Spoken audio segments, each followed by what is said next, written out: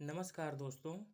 आज का दैनिक जागरण का संपादकीय लिखेंगे, जिसकी गति होगी लगभग 90 शब्द प्रति मिनट। डिक्टेशन स्टार्ट होगी 5 सेकंड बाद। स्टार्ट। यह बेहद दुर्भाग्यपूर्ण और क्षोभजनक है कि शासन के सर्वोच्च शिखरों की नाक के नीचे अर्थात देश की राजधानी में रेलवे स्टेशन में भगदड़ मचने से 18 यात्रियों की मौत हो गई और 1 दर्जन से अधिक लोग घायल हो गए।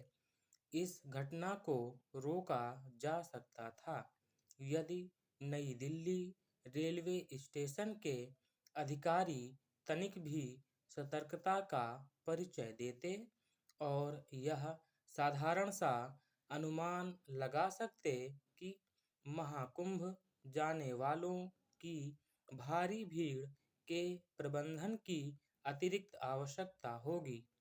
यह अनुमान इसलिए लगाया जाना चाहिए था क्योंकि महाकुंभ अंतिम चरण में है और यह देखने को मिल रहा था कि शनिवार को प्रयागराज जाने वाले यात्रियों की संख्या बढ़ जाती है।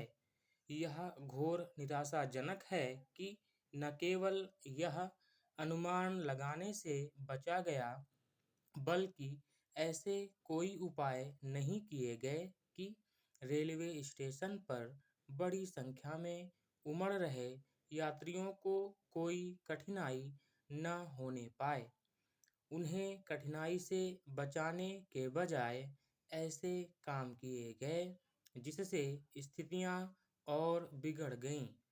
समझना कठिन है कि जब रेलवे स्टेशन पर यात्रियों की भारी भीड़ एकत्रित हो गई थी, तब फिर भीड़ के दबाव का अनुमान लगाए बिना जनरल टिकट क्यों बेचे जा रहे थे। यह समझ आता है कि महाकुंभ जाने वाले यात्रियों के बीच प्रयागराज एक्सप्रेस और प्रयागराज स्पेशल ट्रेन को लेकर संशय पैदा हुआ और उसके पर्याप्त संख्या में रेलवे के सुरक्षा कर्मियों की तैनाती क्यों नहीं की गई।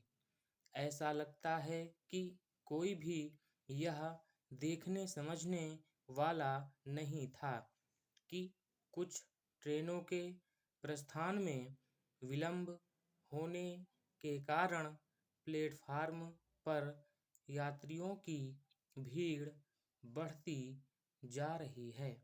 इससे संतुष्ट नहीं हुआ जा सकता कि रेल मंत्री की ओर से इस हादसे की उच्च स्तरीय जांच के आदेश दे दिए गए हैं, क्योंकि एक तो अतीत में इस तरह की घटनाओं की जांच के नतीजे बहुत उम्मीद नहीं जगाते और दूसरे इसकी अनदेखी नहीं की जा सकती कि रेलवे अधिकारी भगदड़ मचने और लोगों के मरने एवं घायल होने की बात से ही इनकार करते रहे।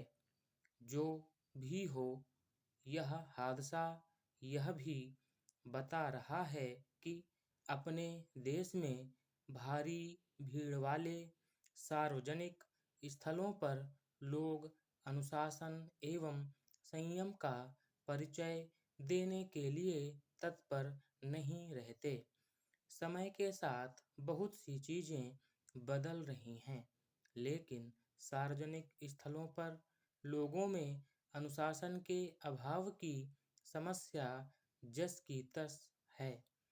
किसी भी भीड़ भरे स्थल में तनिक सी अव्यवस्था फैलते ही लोग एक नागरिक के रूप में बुनियादी जिम्मेदारी के भाव का परित्याग कर देते हैं।